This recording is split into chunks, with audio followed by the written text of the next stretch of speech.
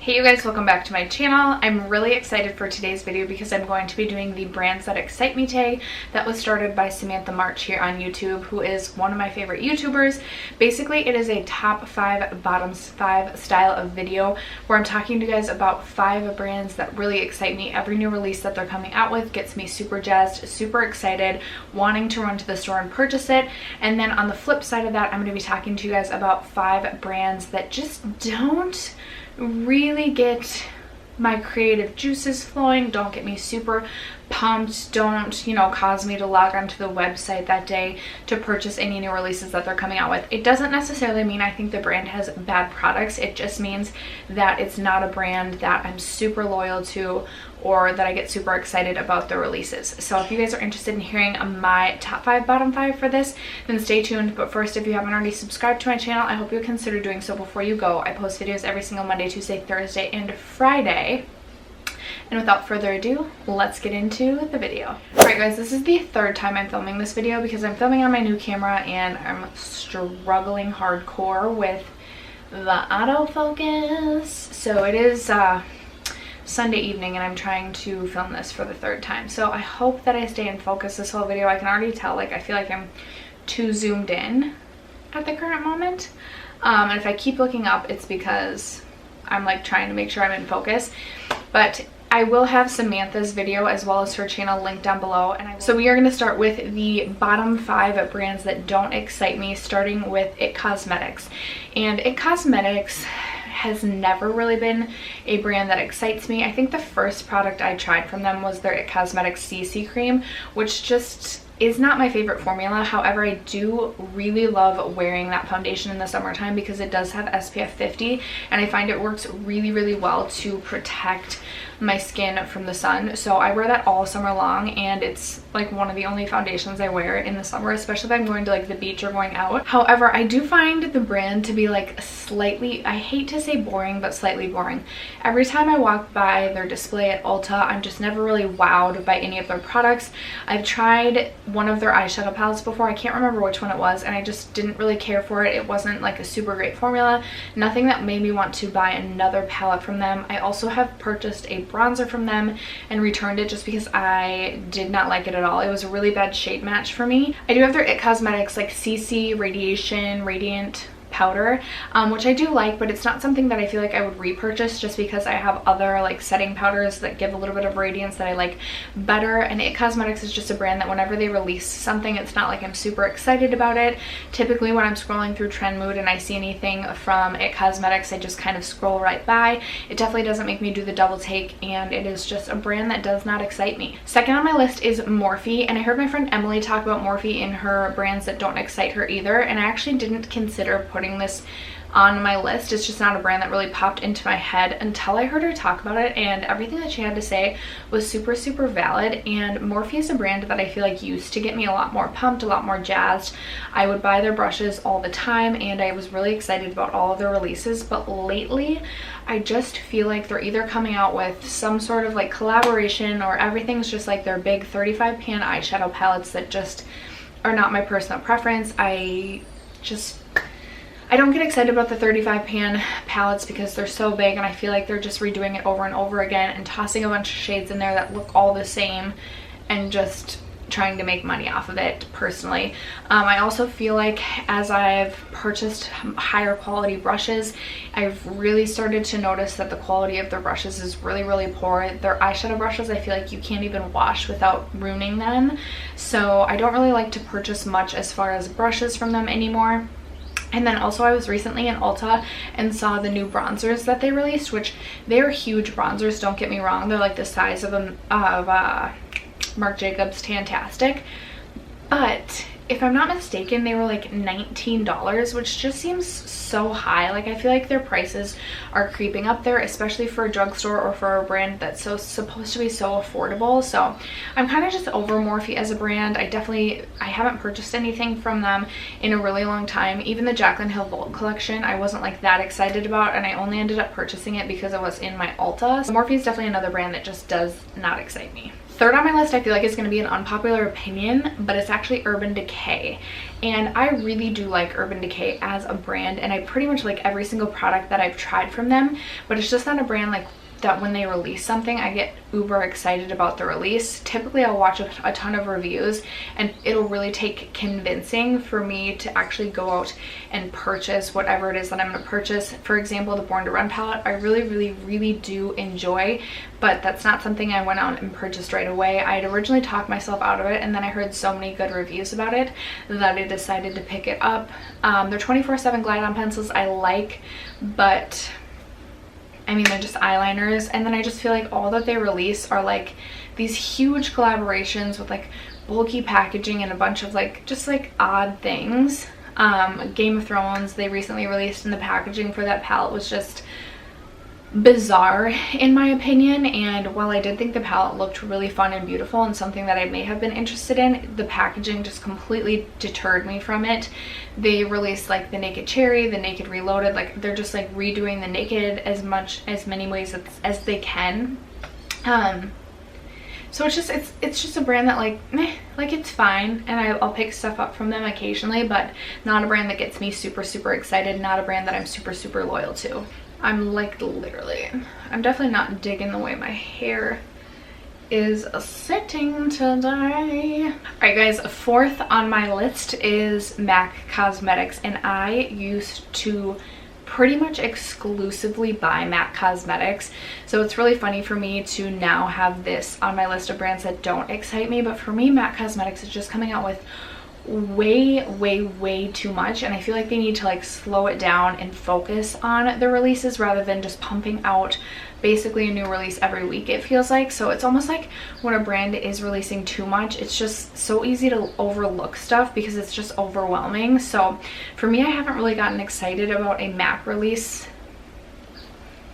in like 5, 6, 7 years, and even back in like my college days, it wasn't like a release that I got excited about, with the exception of like their holiday sets. The items that I've most recently picked up from MAC are items that have been like in their collection for a really long time. For example, I picked up the Warm Soul blush last year, and a couple other blushes that have been in their collection a long time. I did pick up the Hyper Real Glow palette last year, but it wasn't like it released and I immediately went out and purchased it.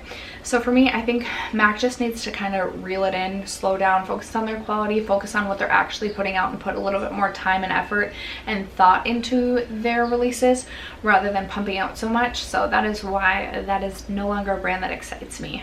And then fifth on my list is Tarte, and with Tarte, I just feel like this is a brand that has sort of lost themselves and lost their way. As of recently, it feels like they're either trying to redo Tarte Shape Tape in a way that they can make money off of it with like their Tarte Shape Base whatever, and like their foundation releases, and nothing's really sticking. And then it seems like they're just coming out with these like random launches that they don't have like great advertising behind, and nothing really meshes together and makes sense. Like it's not cohesive. Like the other day I was looking at the Tarte display at Ulta, and there were these like cream blushes in the seashell packaging, and then they just release all these like neutral eyeshadow palettes over and over again, and nothing like makes sense, nothing is cohesive. They just need to like slow down and maybe like kind of figure out the direction that they want to go, because right now I just feel like they're totally confused. They've had quite a few controversial events that have, you know, surrounded the brand that just kind of have been off-putting to me, and they've just done some like shady, sketchy things that just like make me not want to buy from the brand. And overall, every time I see something being released from Tarte, it's kind of just like, oh yeah, like they've done this before. So just kind of a brand that has like a bad taste in my mouth. Definitely not a brand that excites me anymore. I still have like my Tartelette in Bloom palette and a couple other items from Tarte, but not a brand that I'm currently purchasing from, and not a brand that excites me at all. Alright guys, now on to the fun stuff. Now on to the brands that do excite me. Starting with number one, I feel like I have heard most, if not all, people that I've watched their tag video talk about this brand and their exciting brands. So say it with me, Anastasia Beverly Hills. With ABH, I just feel like I love that they are daring, love that they are afraid to push the boundaries, and love that they don't just follow like the norm. They aren't afraid to put out releases that you know, are a little bit outside of what everyone else is releasing. I feel like they're definitely trendsetters within the industry, and they're not pumping out so many things that like it just feels like they're putting time and thought into the things that they're releasing. Like they care, and they're not just out there to make a dollar, which I know like at the end of the day that's what everyone's out there to do, but it just feels like there's a lot of thought and creativity behind the releases. And at this point I pretty much collect everything from ABH that I possibly can.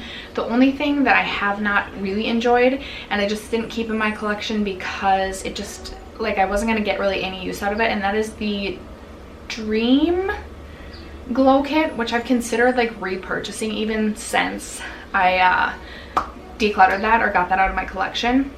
Even the Sultry palette I wasn't originally going to purchase, and then I swatched it in store and had to have it. So pretty much anything from ABH I love. I'm super loyal to the brand. Anytime that they come out with an eyeshadow palette, I like jump on that. I know I made a mistake not getting the Sultry right away.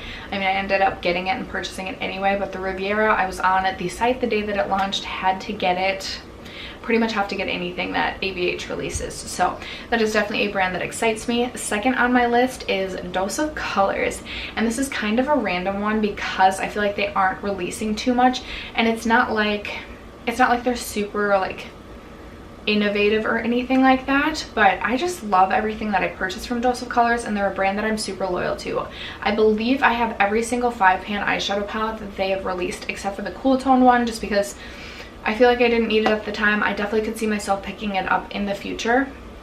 I just recently picked up a lip liner from them that I really have been enjoying. I love their lip gloss formula. It is one of my favorites. Their liquid lipstick formula is my favorite. So anytime Dose of Colors releases something new, I'm definitely interested in it because I have liked pretty much everything that I've tried from the brand, and it's just a brand I'm also super loyal to. So Dose of Colors is number 2 on my list. Number 3 is Milk Makeup, which I believe Samantha mentioned in her video, and I know Kelly Gooch mentioned in hers. And with Milk, they're another brand that just isn't afraid to push the boundaries and step outside the norm. Their packaging is super sleek, super modern, and everything about their brand just seems super innovative and unique to me. A lot of their products obviously come in stick form, but then they do, like, they've recently released their blur setting powder, which I really am interested in trying, and they've released eyeliners. They've started to release things that are like more normal, but like they're really good quality products. I know I really want to try their baked bronzer stick because both Kelly and Samantha have spoken really highly about that. It's definitely on my list of things that I want to pick up. Hopefully during the Sephora VIB sale, we'll see how big my cart is. But Milk is another one that just every time they release something, I'm definitely interested in it. I know they've recently expanded their Kush line, and they've really gone after like the Kush train, which I just think is sort of fun. It's sort of it's super trendy, and I love all the products that they released within their Kush line. I tried their Kush lip glaze, which I really like. Their Kush mascara is one mascara that I actually would consider purchasing, and normally I only purchase mascaras that are like $10 and under, but their Kush mascara is so good. I would actually consider purchasing that at full price.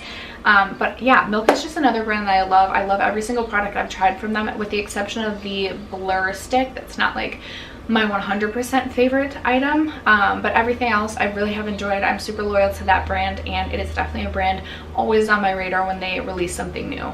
Fourth on my list is a brand that is newer to me and newer to my collection for the most part. It's Persona Cosmetics. I did pick up her Identity palette last year, and it's a palette that I really do enjoy. I don't always remember to reach for it, but when I do, I love the looks that I create. It's just like a nice neutral staple palette that I feel like really can work for everyone.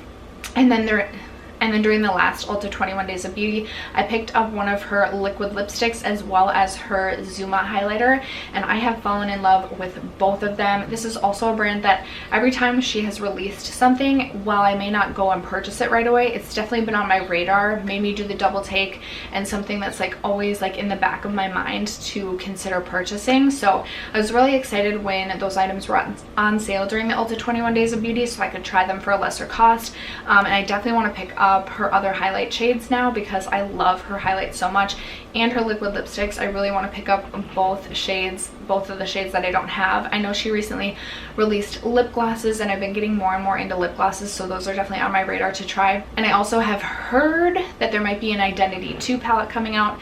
I love that she is a fellow YouTuber, which I just think is amazing, that she has done such an amazing job creating her own cosmetics line. She's in Ulta, which I think is just outstanding, so this is another one that really does interest me. Alright guys, and then last on my list is Fenty Beauty, and I have really become so loyal to Fenty Beauty. And what's funny is when the brand first released, I really had no interest in it at all. I wasn't buying into the hype, and I didn't really see any products in her line that interested me or that I felt the need to purchase or that I felt fit into my collection at all. But then I saw a lot of people raving about her Killawatt highlighters, the split pans, so I decided to pick one up and literally fell in love with it. It is by far my favorite highlight in my collection, the one in Lightning Dust and Fire Crystal. Since then, I've gone on to purchase quite a bit from her collection. I really do enjoy her concealer. I recently picked up her bronzer, which I am obsessed with. It is such a good product. And I picked up 3 other highlights from her, which I absolutely love. Her Gloss Bomb formula is my favorite. I have the original and Fussy, and I do intend to pick up Diamond Milk during the sale, so I'm just super loyal to this brand. I think Rihanna is super daring. She isn't afraid to push the industry standard. She definitely comes out with a super unique and innovative products for the most part, and I think all of her products, while they're so different, they make sense, and it's something that like we've needed. Like the split pan highlighters, like that to me was just brilliant, to have a subtle side and a more intense side. So slowly but surely I've just become super loyal to the Fenty brand, and everything that she releases I'm definitely excited about. Like I said, I recently picked up her bronzer. I literally went in store to pick that up the day that it released because I didn't want to wait for it to get shipped to me. So Fenty Beauty is definitely another brand that super excites me. Okay, my camera battery died, but after that, that is going to conclude the 5 brands that do excite me versus the 5 brands that don't. I hope you guys enjoyed this video, and if you haven't already subscribed to my channel, I hope you consider doing so before you go. Other than that, I'll catch you guys in my next video. Bye!